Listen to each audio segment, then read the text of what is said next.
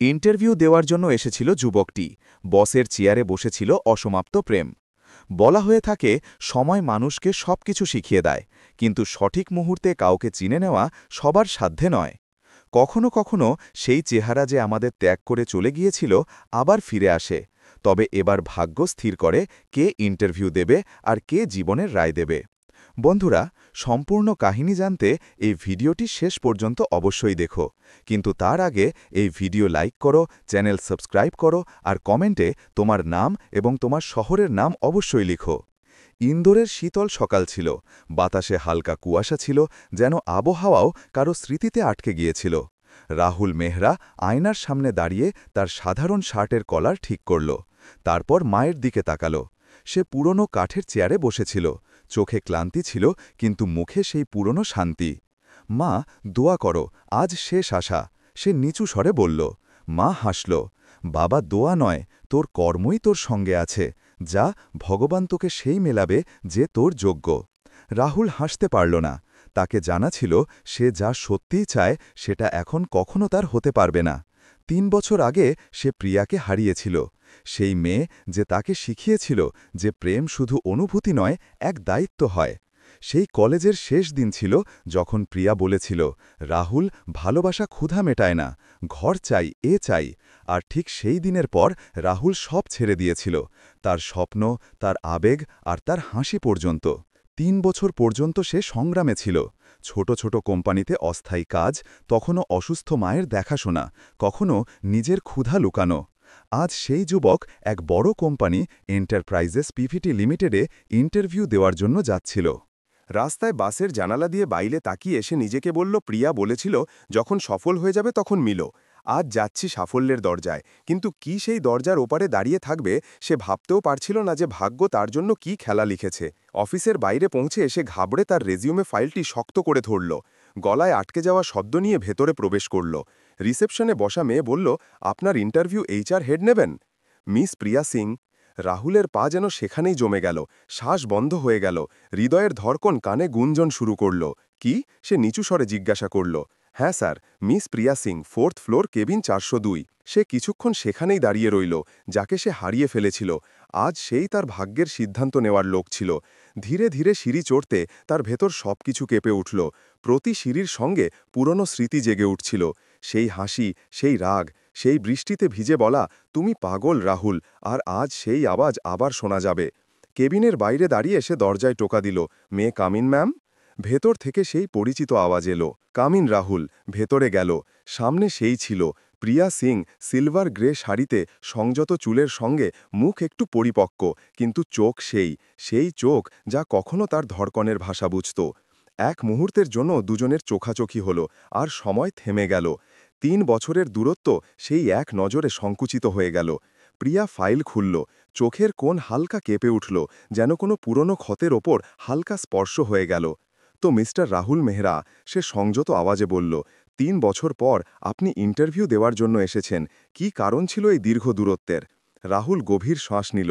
হয়তো জীবনের ক্লাস চলছিল ম্যাম, প্রতিদিন নতুন শিক্ষা পাচ্ছিলাম, কিভাবে আশা ছাড়াই মানুষ বাঁচতে পারে। প্রিয়া মাথা নিচু করে পাতা উল্টালো, কিন্তু তার হৃদয়ে কিছু মুহূর্তের জন্য সেই পুরনো মুহূর্ত ঝলকিয়ে উঠল।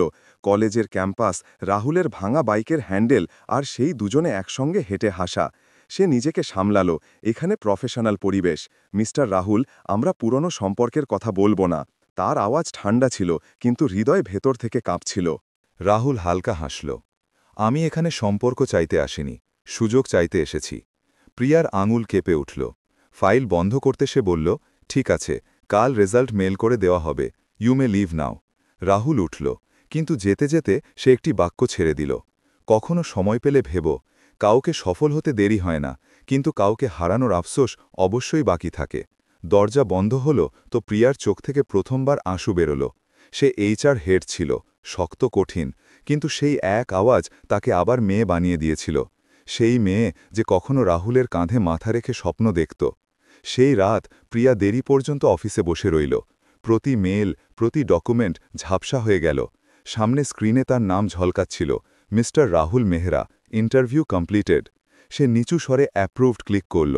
ঠোঁটে হাসি ছিল, কিন্তু হৃদয়ে প্রশ্ন, কি আমি সঠিক করলাম না আবার একবার হৃদয় জিতে নিল 3 দিন পর রাহুল কোম্পানিতে পা রাখল সেই গলি সেই ফ্লোর কিন্তু এখন প্রতি জিনিস তাকে প্রিয়ার ছায়া মনে হচ্ছিল কর্মচারীরা বলল স্যার আপনার রিপোর্টিং সরাসরি এইচআর হেডের কাছে মিস প্রিয়া সিং রাহুল হালকা হাসল হ্যাঁ আমি জানি প্রথম দিন অত্যন্ত অদ্ভুত ছিল অফিসের প্রতি মিটিং প্রতি ফাইল প্রতি মেলে প্রিয়ার নাম সামনে আসত সে প্রফেশনাল স্বরে কথা বলত mister Mehra the report is incomplete mister Mehra please focus on deadlines কিন্তু তার স্বরে প্রতিবার এক ছিপানো অস্থিরতা অনুভূত হতো যেন শব্দের পিছনে কোনো অধুরি ডাক লুকানো আছে সন্ধ্যায় রাহুল একা বসেছিল কম্পিউটারের স্ক্রিনে কার্সার ব্লিঙ্ক করছিল আর তাকে মনে হচ্ছিল যেন সে 3 বছর আগের সেই ঝিলমিল বৃষ্টিতে ফিরে এসেছে যেখানে প্রিয়া বলেছিল যদি ভালোবাসা সত্যি হয় তো সময় নিজে সাক্ষী হবে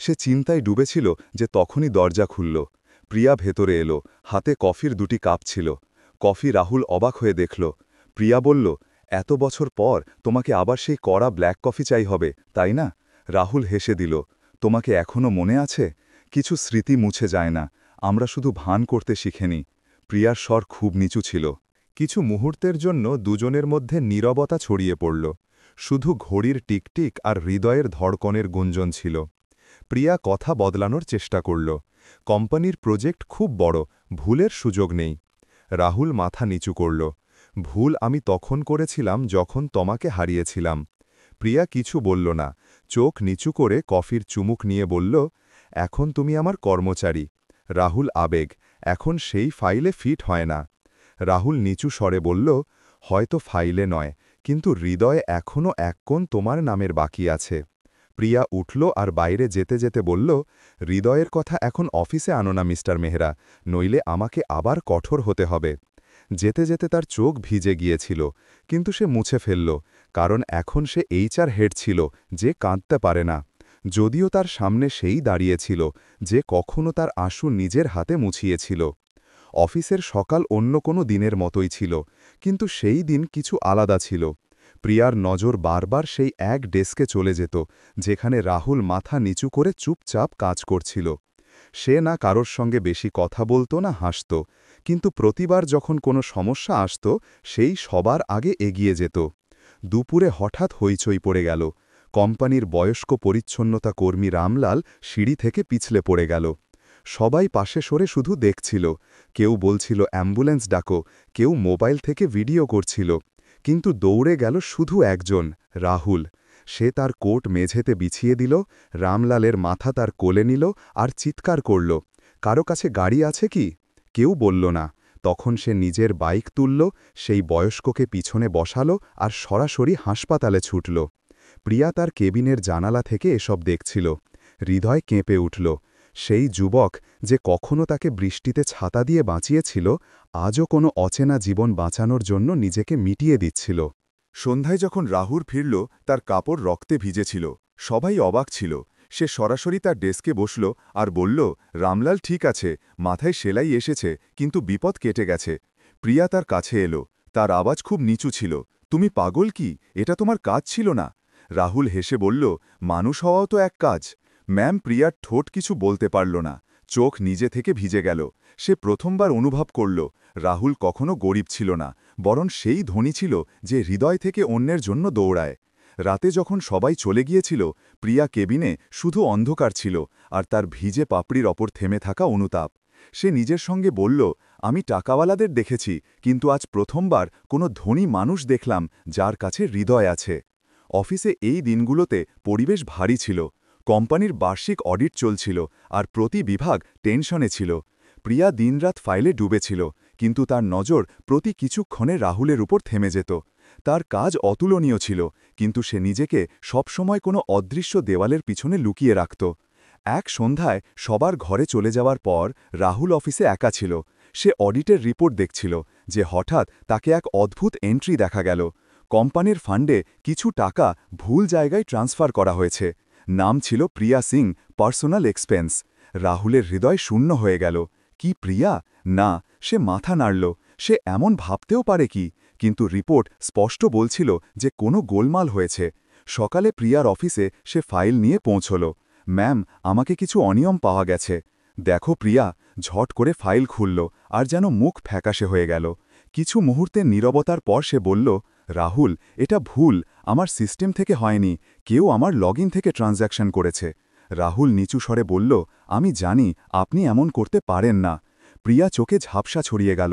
3 বছর আগে সবাই আমার থেকে মুখ ফিরিয়েছিল, আজ আবার দুনিয়া আঙ্গুল তুলবে। তুমিও কি? রাহুল মাঝে বলল, আমি দুনিয়া নই প্রিয়া, আমি সেই যে এখনও তোমার উপর বিশ্বাস করে।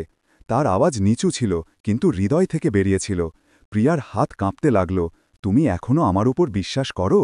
বিশ্বাস কখনো শেষ হয় না, শুধু লোকে ভুলে যায় যে হৃদয়ও এক সাক্ষী হতে পারে। সেই রাত রাহুল সব রেকর্ড খুঁজল, সিসিটিভি দেখল, ডেটা ট্রেস করল। সকাল পর্যন্ত জানা গেল যে সেই ট্রানজ্যাকশন প্রিয়ার অ্যাসিস্ট্যান্ট করেছে, কারণ তার পাসওয়ার্ড জানা ছিল। রাহুল সব প্রমাণ নিয়ে বোর্ড মিটিংয়ে রিপোর্ট রাখল। চেয়ারম্যান বলল, যদি রাহুল না থাকত তো কোম্পানির সুনাম বিপদে পড়ত। প্রিয়া, তোমাকে এক ফেরেশতা পেয়েছ। পুরো ঘরে তালি বাজছিল, কিন্তু প্রিয়ার চোখ থেকে আঁসু থামছিল না। সেই মিটিং শেষ হওয়ার পর সে ধীরে ধীরে বাইরে এলো আর রাহুলের সামনে দাঁড়িয়ে গেল। কেন করলে তুমি এসব? 3 বছর আগে আমি তোমাকে ছেড়ে দিয়েছিলাম। আজ তুমি আমার নাম বাঁচানোর জন্য তোমার রাত জ্বালিয়ে দিলে। রাহুল বলল, কারণ ভালোবাসা সেই রোদ যা সব সময় কাউকে না কাউকে উষ্ণতা দিতে থাকে, যদিও আমাদের হাত পুড়ে যায়। আমি তোমার থেকে কিছু চাইতে পারি না, কিন্তু এতটা তো করতে পারি যে লোকে তোমাকে মিথ্যে না বলে। প্রিয়া নিচু স্বরে বলল, তোমাকে জানো রাহুল, তুমি আজ আমাকে দ্বিতীয়বার হার দিয়েছ। প্রথমবার ভালোবাসায়, আজ মানবতায়। সেই মুহূর্ত দুজনের মধ্যে সময় থেমে গেল। প্রিয়ার চোখ থেকে যে আঁসু পড়ল সেগুলো শুধু অনুতাপের ছিল না, বরং কৃতজ্ঞতার ছিল। সে নিচু স্বরে বলল, কাশ তখন আমি বুঝতে পারতাম যে মানুষের মূল্য তার হৃদয় থেকে হয়, না যে তার পকেট থেকে। রাহুল কিছু বলল না, সে শুধু হেসে বলল, এখন আপনার মিটিং লেট হয়ে গেছে, আমি নিয়েছি। ম্যাম, এখন আপনার ঘর, আপনার। আর সে ধীরে ধীরে চলে গেল। কিন্তু প্রিয়ার জীবনে প্রথমবার এক নীরবতা নয়, বরং এক ঝলক ছেড়ে গেল। দিন কেটে গেল আর কোম্পানিতে সব কিছু স্বাভাবিক মনে হতে লাগল, কিন্তু প্রিয়া আর রাহুলের মধ্যে এক অদৃশ্য সম্পর্ক মুহূর্তে মুহূর্তে শক্তিশালী হচ্ছিল। এখন দুজনে শব্দে নয়, নজরে কথা বলতে শুরু করল। কখনো কফি মেশিনের কাছে, কখনো লিফটের অপেক্ষায় দুজনের নীরবতা সবচেয়ে বেশি বলত। কিন্তু ভাগ্যকে যেন খেলা পছন্দ ছিল। একদিন সকালে প্রিয়া কেবিনে চেয়ারম্যান এলো, হাতে ফাইল ছিল আর মুখে আনুষ্ঠানিক হাসি। প্রিয়া, কোম্পানি তোমাকে মুম্বাই হেড অফিস ট্রান্সফার করছে, তোমার পরিশ্রমের এই পুরস্কার বোঝো। সে হাসতে পারল না, তাকে মনে হলো যেন কেউ হৃদয় থেকে এক অংশ ছিঁড়ে নিয়েছে। সে কেবিন থেকে বেরোলো আর প্রথমবার তার নজর সরাসরি রাহুলের সঙ্গে ধাক্কা খেল। সে করিডরের ওপারে দাঁড়িয়েছিল, ফাইল হাতে, কিন্তু নজর যেন সেখানেই থেমে গেল। প্রিয়ার ঠোঁট কাঁপল। রাহুল, আমি মুম্বাই যাচ্ছি। কিছু মুহূর্তের নীরবতার পর রাহুল মাথা নিচু করল। তো এই শহর এখন আরও নিস্তব্ধ হয়ে যাবে। সে নিচু স্বরে বলল, তুমি খুশি নাও? প্রিয়া জিজ্ঞাসা করল, চোখে আর্দ্রতা নিয়ে। হ্যাঁ, খুশি তো আছি, কিন্তু খুশিও এখন বিনা আওয়াজের মনে হচ্ছে। প্রিয়া বলল, হয়তো ভাগ্য এটাই চায় যে আমরা শুধু মানুষ হয়ে থাকি, এক অন্যের গল্প নয়। রাহুল হাসল, হয়তো, কিন্তু তোমার হৃদয়ে যে মানবতা আছে সেই এই ভালোবাসার শেষ শ্বাস। সেই রাত অফিস খালি ছিল। রাহুল চুপচাপ প্রিয়া কেবিনের দরজা খুলল। টেবিলে এক ছোট উপহার রাখল, এক পুরনো পেন, সেই যে সে কলেজে প্রিয়াকে দিয়েছিল। তার ওপর লেখা ছিল, লেখা বন্ধ করো না, কারণ কিছু গল্প অধুরি থেকেই পূর্ণ হয়। সকালে যখন প্রিয়া এলো, সেই পেন দেখে থমকে গেল, চোখ থেকে আঁসু পড়ে গেল। সে জানল রাহুল এসেছিল। সেই সন্ধ্যা হঠাৎ কোম্পানিতে খবর এলো, রাহুলের মা গুরুতর, আইসিইউতে ভর্তি। প্রিয়া বিনা ভেবে তার গাড়ি তুলল আর হাসপাতালে পৌঁছল। সেখানে রাহুল বেঞ্চে বসেছিল, কপালে ঝুঁকে পড়া ক্লান্তি, চোখে ভয়। প্রিয়া তার কাছে এলো, নিচু স্বরে বলল, চলো, আমি আছি তোমার সঙ্গে। রাহুল উঠে দেখল, এখন তুমি আমার বস নও প্রিয়া, সেই প্রিয়া যে 3 বছর আগে বৃষ্টিতে ছাতা নিয়ে এসেছিল। প্রিয়া চোখ ভরে এলো, সে পাশে বসল, আর প্রথমবার সে রাহুলের হাত ধরল। আজ মানবতা হার মানবে না। রাহুল হাসপাতালের বাতাসে ওষুধের গন্ধ খোলা ছিল, কিন্তু সেই রাত সেখানে আরেক সুগন্ধ ছিল, মানবতার।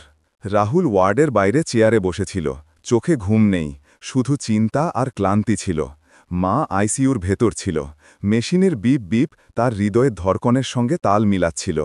প্রিয়া নিচু স্বরে এলো, সাদা শাড়িতে, বিনা মেকআপ, চোখে করুণা। রাহুল তাকে দেখে অবাক হয়ে গেল। প্রিয়া, তুমি এখানে? সে হালকা হাসল। হয়তো এখন সময় যে আমি কিছু ছেড়ে দিয়েছিলাম। বিশ্বাস সেই পাশের চেয়ারে বসল। রাহুল বলল, এটা আমার ব্যক্তিগত ব্যাপার আছে, তোমার আসার দরকার ছিল না। প্রিয়া বলল, ভালোবাসা কখনো প্রয়োজন থেকে আসে না। রাহুল, সে হৃদয়ের ঋণের মতো থাকে। তুমি আমার সম্মান বাঁচিয়েছ, আজ আমি তোমার মায়ের জীবন বাঁচানোর চেষ্টা করব। সে ফাইল তুলল, ডাক্তারের সঙ্গে কথা বলল আর চিকিৎসার পুরো খরচ নিজের কার্ড থেকে জমা করিয়ে দিল। রাহুল থামাতে চাইল, না প্রিয়া, আমি। প্রিয়া মাঝে বলল, এখন তুমি আমি বলো না, আজ শুধু আমরা আছি, কারণ মানবতায় কেউ একা হয় না। সেই মুহূর্ত রাহুলের চোখ থেকে আঁসু পড়ে গেল। প্রিয়া তার হাত ধরল, যেন ৩ বছরের দূরত্ব এক স্পর্শে গলে গেল। রাত গভীর হতে লাগল। দুজনে বেঞ্চে বসেছিল। আইসিইউর জানালা থেকে আসা আলো তাদের মুখে পড়ছিল। রাহুল বলল, প্রিয়া, তোমাকে জানো, আজ আমি প্রথমবার অনুভব করলাম যে ভালোবাসার দ্বিতীয় নাম কি। প্রিয়া হাসল, কি? মানবতা? যখন হৃদয় কোনো ব্যথা থেকে নয়, কারো ব্যথা থেকে ধড়কায়, তখন বুঝো ভালোবাসা নয়, মানবতা বলছে। প্রিয়ার পাপড়ি থেকে এক ফোঁটা পড়ল। সে নিচু স্বরে বলল, হয়তো এই ভালোবাসার আসল রূপ। রাহুল, তুমি আমাকে আজ শিখিয়েছ যে যে হৃদয় কখনো ভেঙেছিল সেই কারো জীবন হতে পারে। সকাল পর্যন্ত মায়ের অবস্থা উন্নতি হল। ডাক্তার বলল, এখন বিপদ কেটে গেছে আছে। রাহুল প্রিয়ার দিকে তাকাল। তার চোখে ধন্যবাদ, সম্মান আর সেই পুরনো ভালোবাসা তিনটি একসঙ্গে ছিল। প্রিয়া শুধু এটুকু বলল, এখন যাও, মাকে সামলাও, আমি আমার অংশ নিবাহ করেছি। সে ধীরে ধীরে চলে গেল। রাহুল দরজায় দাঁড়িয়ে তাকে দেখতে থাকল। প্রতি পদক্ষেপের সঙ্গে তার হৃদয় বলছিল, কিছু লোক আমাদের জীবন থেকে চলে যায়, কিন্তু তাদের মানবতা আমাদের ভেতর জীবিত থাকে। কিছু সপ্তাহ কেটে গেল। মা এখন পুরোপুরি সুস্থ ছিল। সে প্রতি সকালে মন্দিরের সামনে দিয়া জ্বালাত আর বলত, সেই মেয়েকে আশীর্বাদ করো যে আমাদের মৃত্যুর মুখ থেকে টেনে এনেছে। রাহুল শুধু হাসত, কিন্তু হৃদয়ে এক শূন্যতা ছিল। প্রিয়া এখন অফিস আসত না। ট্রান্সফারের আদেশ কার্যকর হয়ে গিয়েছিল। সে মুম্বাই চলে গিয়েছিল। প্রতি সকালে যখন সে অফিসে পৌঁছত, তো তার কেবিনের খালি চেয়ার তাকে চুপচাপ দেখতে থাকত। সেই চেয়ার এখন এক জায়গা নয়, এক গল্প হয়ে গিয়েছিল, যেখানে কখনো অধুরি ভালোবাসা বসত। একদিন কোম্পানির মেসেঞ্জার এলো, স্যার, এক পার্সেল এসেছে আপনার নামে। রাহুল খাম খুলল। ভেতরে এক নোট ছিল, প্রিয়ার হাতের লেখায়। রাহুল, ৩ বছর আগে আমি তোমাকে বলেছিলাম যে ভালোবাসা ক্ষুধা মেটায় না। আজ বুঝলাম যে ভালোবাসা ক্ষুধা নয়, ব্যথা মেটায়। তুমি আমাকে মানবতার আসল অর্থ শিখিয়েছ। আমি এখনও মানি, কিছু সম্পর্ক অধুরি নয়, শুধু অধুরি থেকেই পূর্ণ হয়। সঙ্গে সেই কফি মগ রাখা ছিল, যার ওপর কখনো দুজনে লিখেছিল টুগেদার ফরএভার। রাহুলের চোখ থেকে আঁসু পড়ে গেল। সে মগটি বুকে জড়িয়ে বলল, কখনো কখনো সময় আমাদের বিচ্ছিন্ন করে না, শুধু শেখায় যে ভালোবাসার অর্থ কাছে থাকা নয়, স্মৃতিতে থাকা হয়। সময় কেটে গেল। রাহুল এখন কোম্পানির ব্রাঞ্চ ম্যানেজার হয়ে গেল। কঠোর পরিশ্রম, সত্যতা আর সেই পুরনো মানবতা তার পরিচয় হয়ে গিয়েছিল। লোকে তাকে প্রশংসা করত, কিন্তু সে প্রতি কাজের পর আকাশের দিকে তাকাত আর হাসত। ধন্যবাদ, প্রিয়া। এক সন্ধ্যায় কোম্পানির বার্ষিক মিটিং ছিল। সব কর্মচারী হলে বসেছিল। চেয়ারম্যান ঘোষণা করল, এই বছরের সবচেয়ে সৎ আর স্বীকৃতিপূর্ণ টিম স্পিরিট অ্যাওয়ার্ড যায় রাহুল মেহরাকে। তালি গুঞ্জে উঠল, কিন্তু ঠিক সেই মুহূর্তে দরজায় এক হালকা শব্দ হল। রাহুল মাথা তুলল। সেখানে দাঁড়িয়েছিল প্রিয়া, শাড়িতে, মুখে হালকা হাসি আর চোখে সেই পুরনো আপনতা। সবাই উঠে দাঁড়াল। প্রিয়া এগিয়ে এলো আর অ্যাওয়ার্ড তার হাতে দিতে দিতে বলল, রাহুল, এটা শুধু অ্যাওয়ার্ড নয়, এটা সেই হৃদয়ের পরিচয় যা কখনো ভাঙেনি। দুজনে কিছু মুহূর্তের জন্য একে অপরকে দেখতে থাকল। প্রিয়ার চোখে আর্দ্রতা ছিল, কিন্তু ঠোঁটে শান্তি। রাহুল বলল, তুমি এখন খুশি? প্রিয়া বলল, হ্যাঁ, কারণ এখন আমি জানি অধুরি ভালোবাসাও পূর্ণ মানুষ বানায়। হালকা বাতাস চলল, পুরো হলের আলো যেন ঝাপসা হয়ে গেল, আর তাদের দুজনের মধ্যে শুধু এক ঝলক বাকি রইল, এক অধুরি ভালোবাসার যা মানবতা হয়ে অমর হয়ে গিয়েছিল। কিছু গল্প পূর্ণ হয়ে নয়, অধুরি থেকে আরও সুন্দর হয়ে যায়। কারণ যখন ভালোবাসা মানবতা হয় তখন সে কখনো শেষ হয় না, সে হৃদয়ে দোয়া হয়ে জীবিত থাকে। যদি এই গল্প তোমার হৃদয় স্পর্শ করে থাকে তো আমাদের চ্যানেল জিন্দেগি কি কাহানিয়াকে লাইক, সাবস্ক্রাইব আর শেয়ার অবশ্যই করো। কমেন্টে তোমার শহরের নাম লিখো, যাতে আমরা জানতে পারি যে আমাদের গল্প কোথায় কোথায় হৃদয় স্পর্শ করছে। আবার মিলব এক নতুন আবেগপূর্ণ গল্প নিয়ে। ততক্ষণ খুশি থাকো, সুস্থ থাকো আর তোমার মা বাবাকে সময় দাও। জয় হিন্দ, জয় হো।